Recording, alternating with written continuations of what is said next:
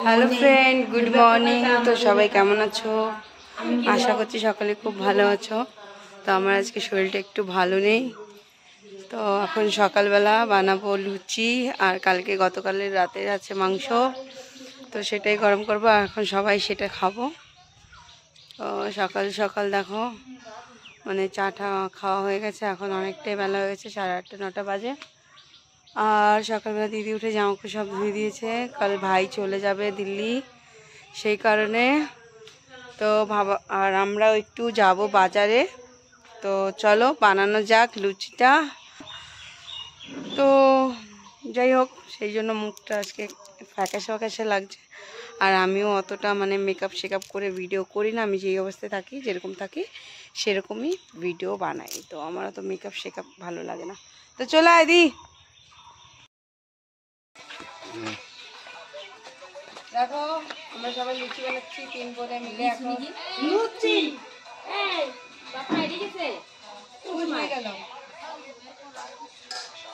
সকালে দেখলাম না, हम लूची बना रहे हैं, लूची সকালের ব্রেকফাস্ট। এই তোর মেয়ে দশটার সময় সকালকার জল খাবার মুড়ি মুড়ি মামা কি আসি। তো ফ্রেন্ড, তোমরা দেখতেই পেলে যে আমরা সকালবেলা 3 বোনে মিলে লুচি বানাচ্ছি। আর লুচিটা বহুদিন পরে খাওয়া দাওয়া হচ্ছে। তো যাই হোক, বানানো ঠানানো হয়ে গেছে। এখন বোন, তারপর জামাইবু, ভাই, আমরা সবাই একে একে সকালবেলা ব্রেকফাস্ট করে নেব। আর তোমাদের শুরুতেই বললাম যে আমাদের একটু বাজারে যাওয়ার আছে। হ্যাঁ, আমাদের যাওয়ার আছে শাখা পড়ার। আমার বিয়ে 1 বছর হয়ে গেছে, আর বিয়ের শাখাটা আমার তেমন ভালো পড়েনি। বিয়ের পরেই যখনই পড়েছি, যে রাত্রেবেলা শাখা পড়ানো হয়েছিল, আর সকালবেলা আমার শাখাটা জল লাগতেই দেখি কি বাজে হয়ে গেছে। তো সেটা তাও আমি 1 বছরের বেশি পড়েছি। তো এখন ভাবছি যে একটু শাখাটা চেঞ্জ করা যাক। তো আমরা এখন সবাই যাচ্ছি শাখা পড়তে। আজকে আমরা শাখা পড়বো। তুইও পড়বি? তুই? হ্যাঁ, আমরা 2জন আজকে শাখা পড়বো, নতুন শাখা। তো দেখো, চলো যাওয়ার পরে তারপর তোমাদের দেখাবো। তো এখন টুকটুকিতে বসে পড়েছি বাজারে যাওয়ার জন্য।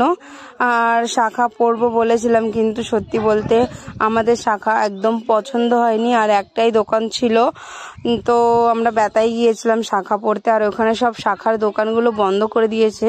এর আগে আমরা দেখেছিলাম অনেকগুলোই দোকান ছিল, কিন্তু এখন আর একটাই দোকান আছে। সেই দোকানের শাখা আমাদের একদমই পছন্দ হয়নি, আর দাম অনেক বেশি বেশি চাচ্ছিল। তো যাই হোক, আমরা এই যে যাচ্ছি মানে এখন পড়তে। আর এইটা হচ্ছে আমাদের কলেজ, যে স্কুলটার মতন দেখতে পেলে। আমি এই কলেজে কোনোদিনও পড়াশোনা করিনি, কারণ আমি তো এখানে থাকতামই না।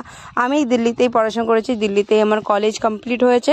তো যাই হোক, তো আর দেখো তোমাদের দেখালাম দুই পাশে সিনারি, দুই পাশেই আমাদের যে রাস্তাটা, জল বেশ দেখতে খুব সুন্দর লাগে। তাও এখন আবার মাটি কাটছে বলে জলগুলো সব মানে বন্ধ করে দিয়েছে, জলগুলো আর কি কমিয়ে মাটি মাটি কাটছে বলে ইয়ে করে দিচ্ছে, গর্তটা বড় করছে।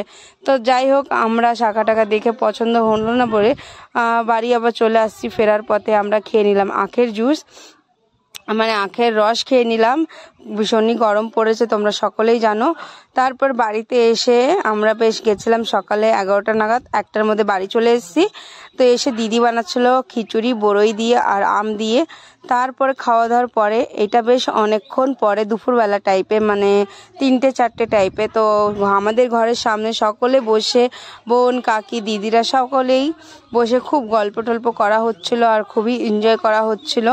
দেখো, এইসব স্মৃতিগুলোই থেকে যাবে। আমরা তো 2 দিন পরে চলেই যাব। হ্যাঁ, আবার আসবো, তখন কিন্তু জানি না কে কোথায় থাকবে, সেই কারণে এইসব করলে বেশ পরে দেখা যায়। তো যাই হোক, তারপরে আমি সবার সঙ্গে একটু শেয়ার করলাম, মানে আমাদের পরিবার সবই, সকলেই আমাদের পরিবার, আমার পরিবার মানে।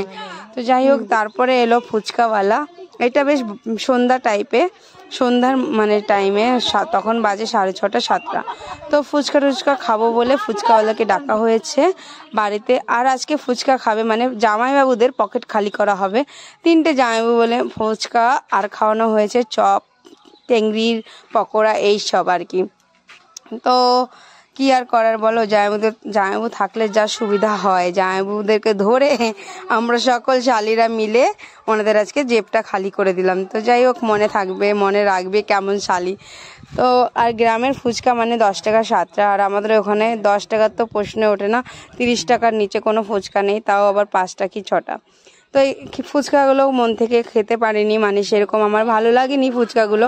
যেমন আমি খেতে চেয়েছিলাম, জলটা ছিল ফ্যাকাশে, একদমই টক ছিল না, জলের ভিতরে কোনো নুনও ছিল না, সেই কারণে আমি বেশি খাইনি, আমার একদম ভালোও লাগেনি।